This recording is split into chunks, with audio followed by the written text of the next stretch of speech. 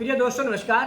भारतीय टुडे 21 से मैं आरपी पंडित आपके साथ हूं। मैं इस समय चौहान पेट्रोल पंप पे चौधरी प्रकाश वीर चौहान जी के साथ हूं, जिनका यहां पे पेट्रोल पंप बहुत पुराना है और इनके यहां पर ही नहीं बल्कि जो भी 2-3-4 पेट्रोल पंप हैं, ढाबे हैं, फैक्ट्री हैं, होटल हैं, सभी लोगों ने सैकड़ों लोगों को रोजगार दिया हुआ है।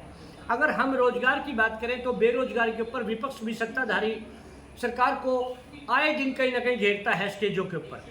तो यहाँ पर जो बल्लड़ी बाईपास करनाल से लेकर झिलमिल तक जो ये दीवार खींचकर सभी के बिजनेस फ्लॉप हो गए हैं, इन्होंने पीछे आदरणीय परिवहन मंत्री गडकरी जी को भी एक अपील की थी और उसके साथ ही NH1 अथॉरिटी को भी अपील की, लेकिन इन्हें अभी तक राहत नहीं मिली। तो चौहान साहब, ये क्या हो रहा है? आपको कब राहत मिलेगी? क्या आश्वासन मिल रहा है आपको? हम गडकरी जी को मिले थे जी। उन्होंने कहा था नहीं आप आपका रास्ता देंगे और हमने कह दिया अभी रास्ता देंगे। लेकिन जब हम प्रोजेक्ट डायरेक्टर को मिले उसने कहा नहीं हम रास्ता नहीं देंगे जी।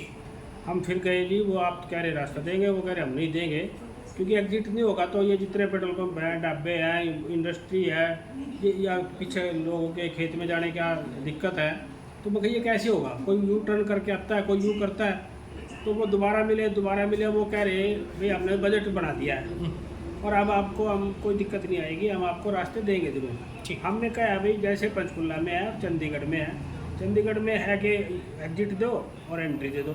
जैसे ही आप गोल चक्कर क्रॉस करते हो तो आपको लेन में जाने के लिए एग्जिट मिल जाता है। जिसने लेन में जाना हो लेन में चले जाओ, जिसने सीधा जाना हो सीधा चले जाओ, और जिसने लेन में जाना हो लेन में जाके और अगले गोल चक्कर पर बाहर निकल जाओ जी। तो मैं ये काम यहाँ भी होना चाहिए। तो वैसे तो वो मानना तैयार है, बोले जी नक्शे ऐसे हो गए। फिर हम करनाल के जो भी पक्ष वाले सत्ता पक्ष है और विपक्ष है, सारे हरियाणा में सत्ता पक्ष और विपक्ष एक दूसरे के खिलाफ है।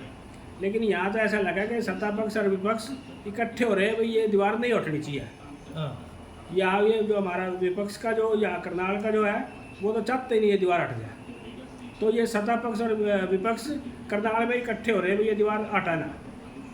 तो ये बड़ी बुरी बात हो रही है। जो विपक्ष के बड़े नेता हैं उनको भी सोचना चाहिए भी ये करनाल की जो बना रखे आप लोगों ने ये कैसे लोग बना रखे हैं।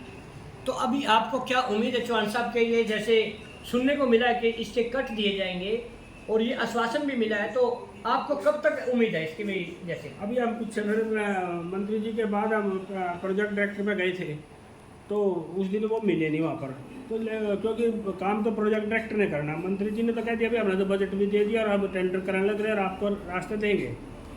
तो हम तो आश्वासन नहीं आया अभी तक, जब तक हमारा रास्ता जब तक ना हो जाएगी जब तक कैसे मानना किसी का, ये बात है। तो देखिए चौहान साहब ने जो अपनी व्यवस्था दिखाई है, ये विवश है सब लोग, क्योंकि सेल हो नहीं रही और तनख्वाह देनी पड़ रही है। तो इन्होंने भी अपने जो कर्मचारी थे वो कहीं ना कहीं कम किए हैं।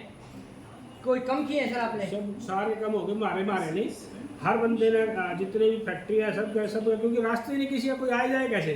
अगर कोई कहीं से मुड़ के आता है वो एक्सीडेंट होने का खतरा है, रास्ते पूरे है नहीं, सड़क टूटी हुई है, सर्विस रोड टूटी हुई है, कोई कैसे आएगा जी? तो देखिए एक CM सिटी करनाल के अंदर इस तरह की अव्यवस्था एक उद्योगपति ने बताई कि यहाँ पर जो सर्विस लाइन है वो भी टूटी फूटी पड़ी है और बिजनेस के सामने दीवार है। तो सरकार को इन्हें राहत जरूर देनी चाहिए ताकि जो बेरोजगार लोग यहाँ पर हो रहे हैं वे बेरोजगार ना हो और इनका रोजगार भी ऐसे चलता रहे, उद्योगपतियों का उद्योग, तो इसी से देश संपन्न होगा, हरियाणा प्रदेश की तरक्की होगी। तो मैं भी इनकी तरफ से हरियाणा सरकार से एक बार पुनः अपील करता हूँ कि इन्हें एग्जिट और एक निकासी का रास्ता जरूर दिया जाए ताकि ये उद्योग सभी जिंदा रह सकें। तो इसी तरह हम प्रकाश वीर चौहान जी से फिर दोबारा से मुलाकात करेंगे। तब तक के लिए जय हिंद, जय भारत।